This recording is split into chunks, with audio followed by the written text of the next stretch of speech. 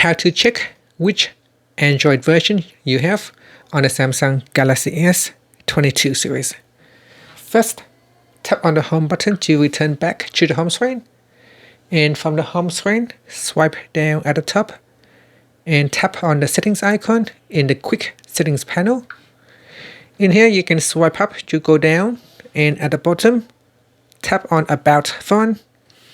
Next, in here, go down and tap on Software Information. And in here, you'll be able to find out which Android version you have. So you can see on my device, currently it is on Android version number 12. If you believe that your phone is running on an older version and there is a newer version of Android, you can try to update it. To do that, you can tap on the back key to go back to Settings. In Settings, tap on Software Update, and then tap on Download and Install. And in here, the phone will check to see if there is any latest version for you to download and prepare your device to update.